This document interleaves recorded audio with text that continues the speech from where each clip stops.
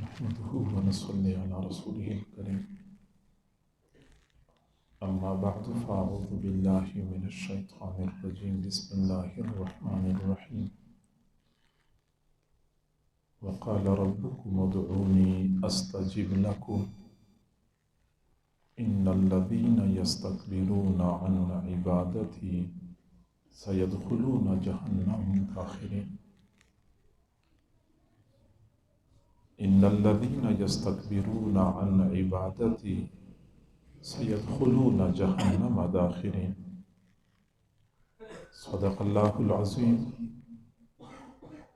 وبلغنا رسوله النبي الكريم ونحن على ذلك لمن الشاهدين والشاكرين والحمد لله رب العالمين. اللهم صل على سيدنا محمد وعلى آل سيدنا محمد وبارك وسلم. ایک انسان پر زندگی میں مختلف حالات آتے ہیں. کبھی حالات اچھے ہوتے ہیں اور کبھی برے ہوتے ہیں. کبھی انسان صحت کے مزے لے رہا ہوتا ہے اور کبھی بیماری کے بستر پہ پڑا ہوتا ہے. کبھی فراخی اور فراوانی کا دورہ ہوتا ہے اور کبھی انسان تنگی و تنگدستی کا شکار ہوتا ہے. کبھی گھر کے افراد کے درمیان محبت اور مودت کی فضا قائم ہوتی ہے اور کبھی لڑائی اور جھگڑوں کا بازار گرم ہوتا ہے. حالات عدلتے بدلتے رہتے ہیں. ہمارے حالات جب ناخوشگوار ہوں تو اس وقت ہمیں کیا کرنا چاہیے؟ شریعت مطہرہ کی تعلیمات کیا ہیں؟ ہر بندہ شکوہ کرتا ہوا نظر آ رہا ہے. کوئی اولاد کی وجہ سے پریشان، کوئی کاروبار کی وجہ سے پریشان، کوئی رشتوں کی وجہ سے پریشان، کوئی صحت کے مسائل کا شکار. شکوے تو ہم کرتے رہتے ہیں، لیکن ہم یہ سوچیں کہ اس طرح کے حالات میں شریعت مطہرہ کا ہم سے کیا مطالبہ ہے، ہمیں کیا کرنا چاہیے. تو معزز سامعین، یہی بات سمجھانی ہے اس مختصر نشست میں. آپ توجہ فرمائیں گے تو بات سمجھ میں آ جائے گی. ہمارے حالات جب ناخوشگوار ہوں تو ہمیں اسباب کے درجے میں حالات کو بدلنے کی کوشش کرنی چاہیے. اگر بیماری ہے تو کسی ڈاکٹر کی طرف رجوع کرنا چاہیے، کسی حکیم سے رابطہ کرنا چاہیے. اگر تنگدستی ہے تو کوئی ملازمت، کوئی مزدوری، کوئی کام کاروبار شروع کرنا چاہیے. اگر گھر میں لڑائی جھگڑے ہیں تو افہام و تفہیم سے مسئلے کا حل نکالنا چاہیے. اسباب کے درجے میں حالات کو بدلنے کی کوشش کرنا شریعت کا پہلا حکم ہے. شریعت ہمیں اجازت نہیں دیتی کہ تم اسباب کو چھوڑ چھاڑ کے آرام سے بیٹھ جاؤ. اور شریعت مطہرہ کا دوسرا حکم یہ ہے کہ اپنی ان کوششوں سے مطلوبہ نتائج حاصل کرنے کے لیے اللہ تعالی کے ساتھ دعا کے ذریعے رابطہ قائم کیا جائے. اور یہ بات یاد رکھیں کہ کوئی بندہ اپنے حالات کو بدلنے کے لیے کتنی ہی کامیاب کوشش کیوں نہ کرے، جب تک اللہ کو منظور نہیں ہوتا حالات نہیں بدلتے. دکان بنائیں، لوکیشن بہت اچھی، عملہ با اخلاق، ریٹ بالکل مناسب، خوب تشہیر کر لے، لیکن یہ بات ذہن میں رہے کہ گھاگ کا دل اللہ کے قبضہ قدرت میں ہے۔ اللہ چاہے گا تو گھاگ کو متوجہ کرے گا، نہیں چاہے گا تو گھاگ نہیں آئیں گے۔ بہترین ڈاکٹر سے چیک اپ کروا لے اور بہترین لیبارٹری سے اپنے ٹیسٹ کروا لے، عمدہ دوائیاں خریدیں، پرہیز کا اہتمام کریں، لیکن یہ بات ذہن میں رہے کہ شفا پھر بھی اللہ نے دینی ہے۔ حالات کو بدلنے کے لیے اسباب کے درجے میں کوشش کریں، لیکن ان کوششوں سے مطلوبہ نتائج حاصل کرنے کے لیے مسبب الاسباب ذات سے رابطہ کرنا انتہائی ضروری ہے۔ اور آج جو ہم رو رہے ہیں اس کی بنیادی وجہ یہ نہیں ہے کہ ہم اسباب اختیار نہیں کرتے، اسباب تو ہم ایک سے بڑھ کے اختیار کرتے۔ پہلے ہم 8 گھنٹے کام کرتے تھے، ہم نے 10 گھنٹے کام شروع کیا، 12 گھنٹے کام کیا، 16 گھنٹے کام کیا۔ اسباب میں تو ہم کوئی کمی نہیں اختیار کرتے۔ پہلے صرف اپنے شہر کے ڈاکٹروں سے علاج کرواتے تھے، پھر ہم نے لاہور کا رخ کر لیا، پھر ہم نے کراچی کا رخ کر لیا، اب تو لوگ برطانیہ اور امریکہ جاتے ہیں علاج کے لیے۔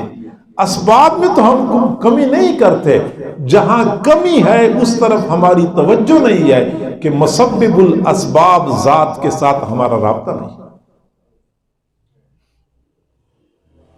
حضرت موسیٰ علیہ السلام کی طبیعت ناساز ہو گئی۔ اللہ تعالیٰ سے عرض کیا کہ اے اللہ میری طبیعت ناساز ہے۔ اللہ تعالیٰ نے فرمایا کہ فلاں درخت کا پتا کھا لو، ٹھیک ہو جاؤ گے۔ حضرت موسیٰ علیہ السلام نے اس درخت کا پتا کھایا، ٹھیک ہو گئے۔ کچھ عرصہ بعد پھر طبیعت خراب ہو گئی، تو سوچا کہ بیماری وہی ہے، تو خود بخود چلے گئے، اسی درخت کا پتا توڑا، کھایا، ٹھیک نہ ہوئے۔ عرض کیا اے اللہ بیماری وہی، درخت وہی، پتا وہی، پہلے تو میں ٹھیک ہوا تھا، اب میں ٹھیک کیوں نہیں ہوا؟ تو اللہ رب العزت نے فرمایا کہ پہلے آپ نے میرے ساتھ رابطہ کیا تھا، اب تو آپ خود چلے گئے تھے۔ تو درختوں کے پتوں میں تو شفا نہیں ہے، شفا تو اللہ نے دینی ہوتی ہے، شفا تو میں نے دینی ہوتی ہے۔ سچی بات یہ ہے کہ نہ درختوں کے پتوں میں شفا ہے، نہ گولیوں کے پتوں میں شفا ہے، شفا دینے والی پروردگار کی قبضہ میں۔ ہمیں چاہیے کہ اسباب کے درجے میں کوشش کریں، لیکن کمی جہاں پائی جاتی ہے اس طرف ضرور دھیان دیں۔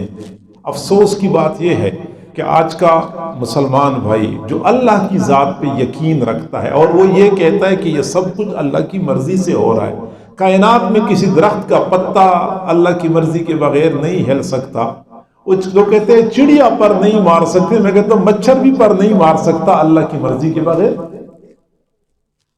پھر ہمارا حال یہ ہے کہ ڈاکٹروں کے پاس جاتے ہیں، خرچہ بھی کرتے ہیں، وہاں اسپتالوں میں دھکے کھاتے ہیں، لیکن نماز کے بعد 5 منٹ کے لیے ہاتھ اٹھانا اور اللہ سے مانگنا کہ اے اللہ ڈاکٹر کے پاس جانا تو میرا کام تھا، دوائی لینا میرا کام تھا، شفا تو نے دینی ہے، مجھے شفا عطا کر دے، پھر ہم سے یہ نہیں ہو سکتا۔ 8 گھنٹے 10 گھنٹے دکان پہ بیٹھ کے گھاگ کا انتظار کر سکتے ہیں، گھاگ کی خوشامد بھی کرتے ہیں، مسکرا کے اس کا استقبال بھی کرتے ہیں، چائے پانی کھانا بھی کھلاتے ہیں، سب کچھ کر سکتے ہیں، لیکن پھر فارغ وقت میں 5 منٹ کے لیے اپنے اللہ کے سامنے ہاتھ اٹھائیں، جھولی پھیلائیں کہ پیارے اللہ بس جتنا مجھ سے ہو سکتا تھا میں نے اسباب اختیار کیے ہیں، میرے اسباب پر نتائج مرتب کر دے اور میری تنگی کو دور کر دے۔ یہ پھر ہم سے نہیں ہو سکتا۔ میں ایک مرتبہ طلباء سے عرض کرتا ہوں، ایک طالب علم اسکول کا ہو یا مدرسے کا ہو 10 گھنٹے 12 گھنٹے اوسطاً پڑھتا ہے، کہ 5-6 گھنٹے اسکول کالج میں پڑھتا ہے، 2 گھنٹے وہ ہوم ورک کرتا ہے، 2 گھنٹے ٹیوشن پڑھتا ہے، تو 10-12 گھنٹے ایک لڑکا پڑھتا ہے، اور 10-12 گھنٹے پڑھ سکتا ہے، 5 منٹ کے لیے ہاتھ نہیں اٹھاتا۔ اور یہ بات یاد رکھیں، دنیا والوں سے ہم مانگتے ہیں تو وہ ناراض ہو جاتے ہیں، اللہ سے نہ مانگے تو وہ ناراض ہو جاتے ہیں۔ دنیا والوں سے ایک بار مانگتے ہیں تو وہ دے دیتے ہیں، دوبارہ مانگتے ہیں تو وہ کنی کتراتے ہیں، تیسری مرتبہ مانگے تو وہ صاف انکار کر دیتے ہیں کہ بابا میرے سے ہر وقت یہ کام نہیں ہو سکتا، تیرا تو کام ہی مانگتے رہنا ہے۔ وہ 3 مرتبہ مانگا تو اس نے تانے دینے شروع کر دیے۔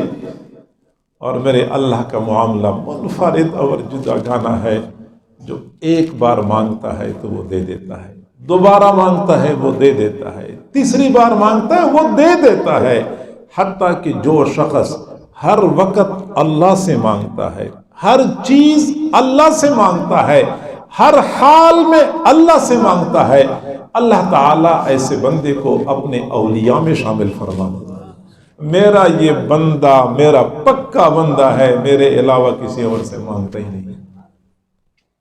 قرآن مجید میں اللہ رب العزت نے ہمیں واضح الفاظ میں حکم دیا ہے کہ تم مجھ سے مانگو۔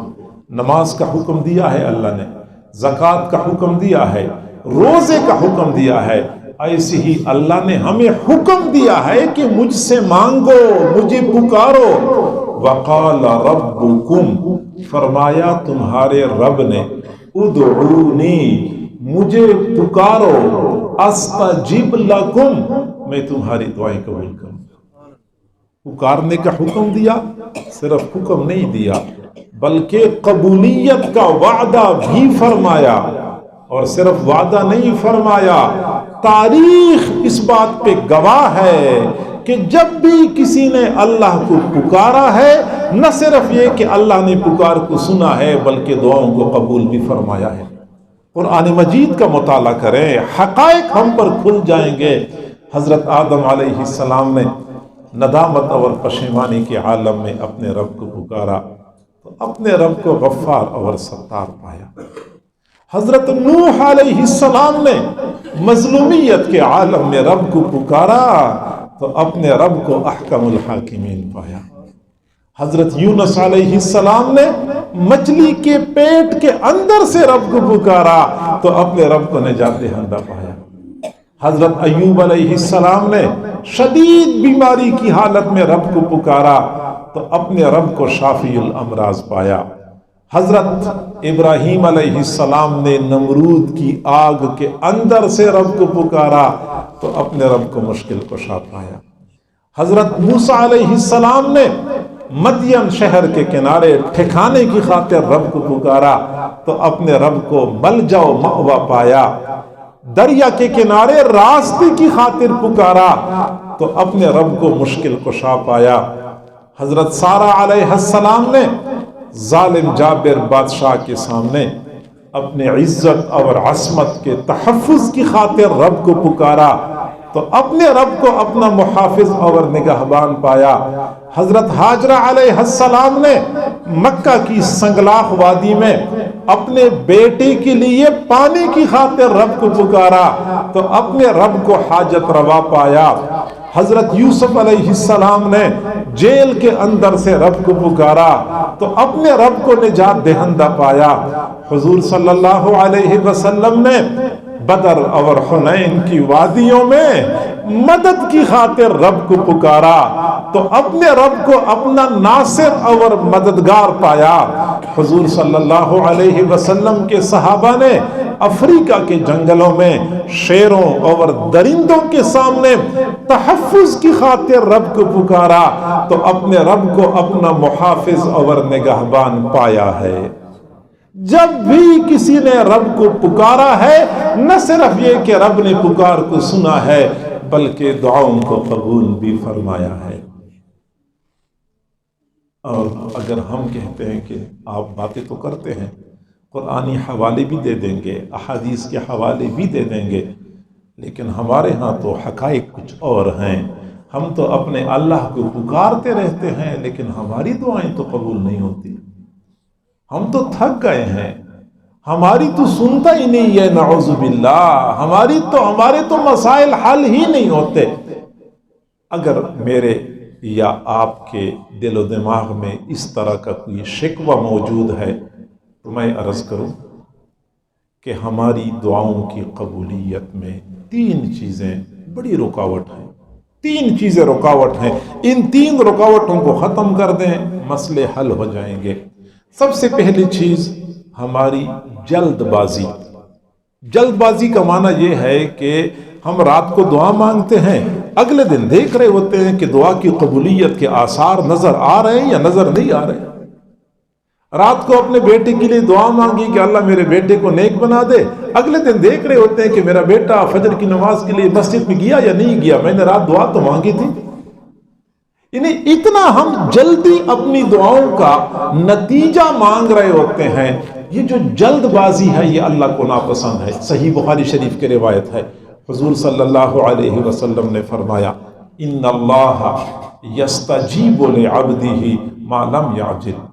अल्लाह ताला अपने बंदी की दुआ कबूल करता है जब तक कि बंदा जल्दबाजी न करे। अब फिर हुजूर ने खुद समझाया कि बंदा जल्दबाजी कैसे करता है। यकूल दाऊतो फलम युस्तजब ली, मैंने दुआ मांगी मेरी दुआ कबूल ही नहीं हुई, मैंने दुआ मांगी मेरी दुआ कबूल ही नहीं हुई। ये जो जल्दबाजी है ये अल्लाह को नापसंद है।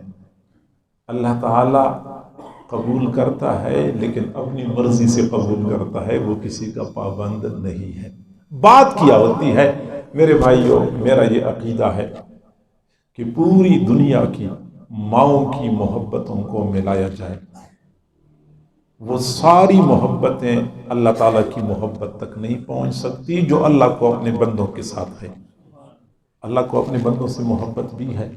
अब अगली बात, अल्लाह ताला को बंदों के हालात का पता भी है कि मेरा कौन सा बंदा परेशान है, कौन सा तंगदस्त है, कौन सा बीमार है, और अल्लाह के ख़जानों में कमी भी कोई नहीं है। तो ज़हन में एक सवाल पैदा होता है कि अगर अल्लाह को अपने बंदों से मोहब्बत है और अल्लाह के ख़जानों में कमी नहीं है, तो फिर तो बंदा हाथ उठाए झोली भर जाए, हाथ उठाए झोली भर। आखिर क्यों नहीं ऐसा होता, ये ताख़ीर क्यों होती है? तो मेरे भाइयों, अल्लाह ताला अपने बंदों को आजमाता है कि मेरा कौन सा बंदा पक्का बंदा है, कौन सा कच्चा बंदा है। पक्का बंदा वो होता है जो मांगता है और मांगता है और मांगता ही रहता है, और कच्चा बंदा वो होता है जो एक दिन मांगे, 2 दिन मांगे, 1 हफ्ता मांगा तो मांगना ही छोड़ दिया। अल-याज़ु बिल्लाह कहते हैं हमारी तो सुनता ही नहीं, हमारी तो कबूल ही नहीं करता। अल्लाह ताला सिर्फ ये देखता है कि मेरा बंदा कौन है, कच्चा है या पक्का है। हुजूर सल्लल्लाहु अलैहि वसल्लम ने फरमाया, इन्नल अब्दा लयदउल्लाह ताला, अल्लाह ताला एक बंदा अपने अल्लाह को पुकारता है फयुरिज़ु अन्हु, अल्लाह ताला नाराज होता है, इराज करता है, नहीं देता। सुम्मा यदउहु, बंदा फिर अल्लाह को पुकारता है, फयुरिज़ु अन्हु, अल्लाह इराज करता है, कबूल नहीं करता। सुम्मा यदउहु, बंदा फिर पुकारता है, अल्लाह कबूल नहीं करता। सुम्मा यदउहु, जब फिर पुकारता है तो अल्लाह ताला फरिश्तों को फरमाते हैं कि अबा अब्दी अन यदउवा गैरी, मेरे बंदे ने कसम खाई है कि मेरे अलावा किसी और से नहीं मांगेगा, तुम गवाह रहो मैंने अपने बंदे की दुआ को कबूल कर लिया। वो जो चंद मर्तबा अल्लाह ताला देखता है कि मेरा बंदा कितना पक्का है। जो पक्के बंदे होते हैं वो मांगते हैं और मांगते हैं और मांगते हैं, उनको पता होता है कि ये दरवाजा जब बार बार खटखटाया जाए तो आखिरकार खुल जाता है, और जब ये खुल जाता है तो बंदे की आने वाली नस्लों का भी काम बन जाता है। तो हमें चाहिए कि हम पक्के बंदे बने और मांगते रहें। और मेरे भाइयों, वैसे एक बात है कि इस दर को हम इसलिए न छोड़ें कि हमारे पास मुतबादिल कोई दूसरा दर नहीं है। वो दुनिया की भीख मांगने वाले एक दरवाजा खटखटाते हैं, अगर नहीं खुलता तो वो वक्त जाया नहीं करते, वो फौरन अगले दरवाजे पे चले जाते हैं, अगर वो न खुले तो अगले दरवाजे पे चले जाते हैं। उनको पता होता है कि अगर मेरे लिए एक दर बंद है तो 1000 दर खुले हैं। मेरे भाइयों, हमारे पास तो दर ही सिर्फ एक है। अगर ये दर छोड़ेंगे तो कहां जाएंगे? मुतबादिल कोई दूसरा दर है जिसको हम खटखटाएं, जहां से कुछ मिल जाए, कोई दूसरा दर मौजूद नहीं है। लिहाजा इसी एक दर के साथ चिमटे रहने की जरूरत है। वो सुना, एक नेक आदमी हर साल हज पे जाया करता था। एक मर्तबा अपने साथ खादिम को लेके चला गया। اب عرفات کے میدان میں وہ اللہ والے تلبیہ پڑھ رہے تھے، لبیک اللہم لبیک، لبیک اللہم لبیک۔ اوپر سے آواز آئی لا لبیک لک، تیری لبیک قبول نہیں ہے۔ پھر آواز لگائی لبیک اللہم لبیک، آواز آئی لا لبیک لک، تیری لبیک قبول نہیں ہے۔ خادم نے کہا کہ حضرت جب آپ کی لبیک قبول نہیں ہے تو آپ بار بار لبیک لبیک کہتے کیوں ہیں؟ حضرت نے فرمایا کہ میاں آپ نے پہلی مرتبہ سنا، میں تو گزشتہ 30 سالوں سے آ رہا ہوں، یہاں پہ یہی آواز سنتا ہوں، میں لبیک کہتا ہوں، اوپر سے لا لبیک کی آواز آتی ہے۔ تو خادم نے کہا کہ جب آپ کی لبیک قبول نہیں ہوتی تو پھر آپ یہاں بار بار آتے کیوں ہیں؟ تب حضرت کی آنکھوں میں آنسو آ گئے، فرمایا میاں پھر اس در کے علاوہ کوئی اور در بتا دو جس پہ چلا جاؤں، میرے سامنے تو در ہی صرف ایک ہے، لبیک کی آواز آئے گی میں نے اسی در پہ آنا ہے، لا لبیک کی آواز آئے گی میں نے اسی در پہ آنا ہے، کیونکہ میرے سامنے اس در کے علاوہ کوئی دوسرا در موجود نہیں۔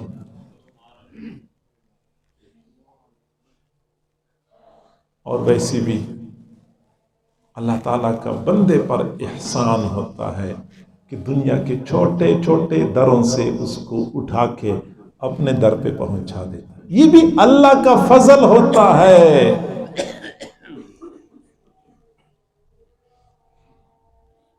اور یہ بھی ایک